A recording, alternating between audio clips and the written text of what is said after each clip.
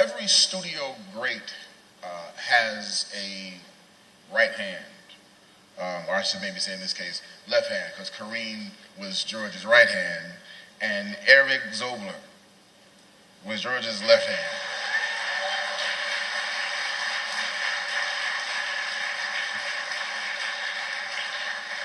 So Erik is going to come up and say a few words, and he will be followed by remarks from the legendary George Duke Band, Sheila E., Byron Miller, Josie James, and Lynn Davis. So please welcome to the stage the left hand, Erik Zobler.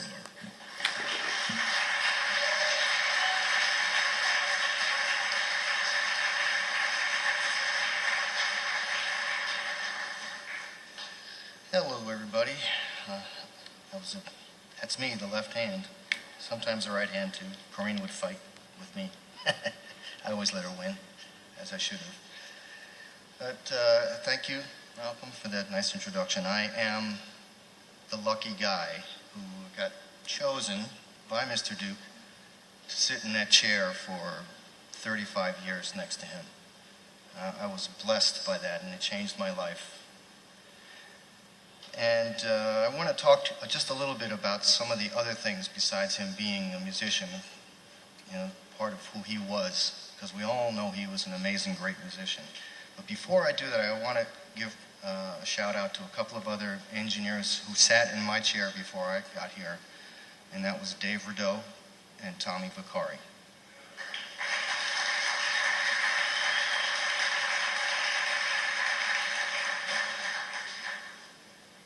George had an amazing positive effect on people. He could turn a lion into a lamb, and I know you guys know what I'm talking about.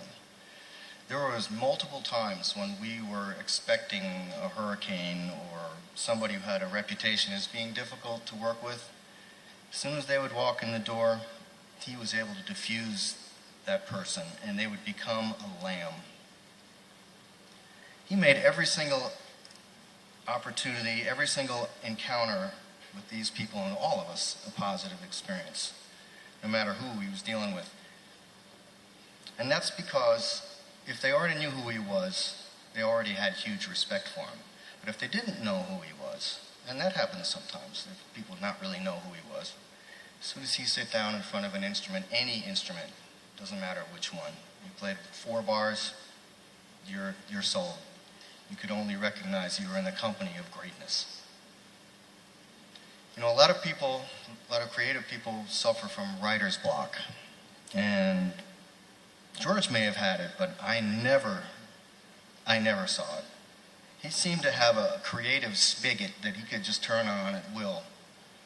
And it always amazed me, except for one time. That one time was when Corinne passed, his wife, Corinne. And he went dark for a little while. He just he couldn't even go in to turn on his gear to start working. But that didn't last very long. And he came back to us and he gave us his last effort in this album that we finished in March called Dreamweaver. One of George's best attributes, and this is something that maybe some of you don't know, and I see it because I watched him work day in and day out, was time management. It sounds like a strange thing to be talking about up here, but most of us have to-do lists that are as long as your arm. They just never seem to go away. They get longer as the days go. But George, his to-do list would get knocked down like he was Annie Oakley shooting ducks at a range. And his aim was so good, he would hit that duck on the first shot every time. Another thing about George was his loyalty. George was incredibly loyal. And he believed that loyalty was a two-way street, not just one way. And that loyalty should exist not just from the bottom up, but from the top down. And once he accepted you into his life, he would fight for you like he was fighting for himself. George's encouragement to other people had a great effect on many of us. He shined in this area. It was unbelievable how he would always be positive to everyone. He told me once a story about how he met Cannonball Adderley. Actually, not how he met, but how he wanted to leave Cannonball Adderley's band and to join Frank Zappa's band. And as I said, he was very, very loyal. So when Frank asked George to join Frank's band, he found himself in a dilemma.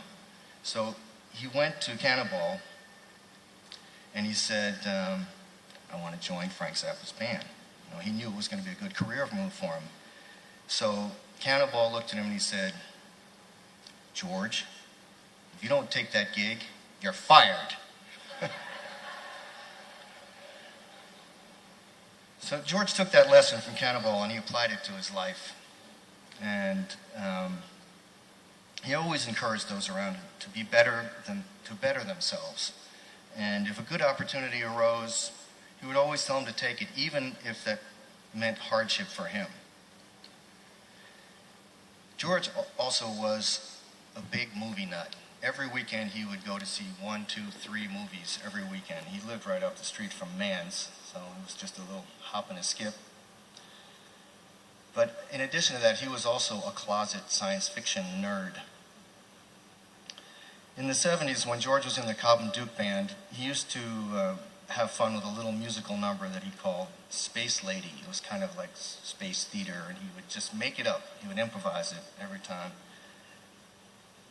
And as late as 2008, he wrote a song called A Folk Tale.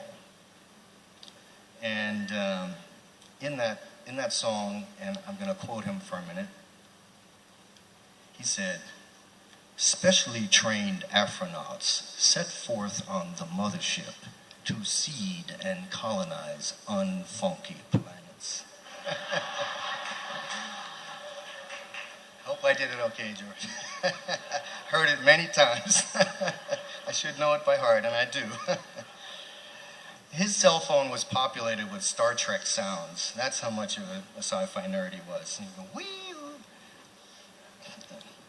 His ringtone for me was William Shatner going, "Khan!" And if you Star Trek fans, you know what I'm talking about. And my ringtone for him was, "What is thy bidding, my master?"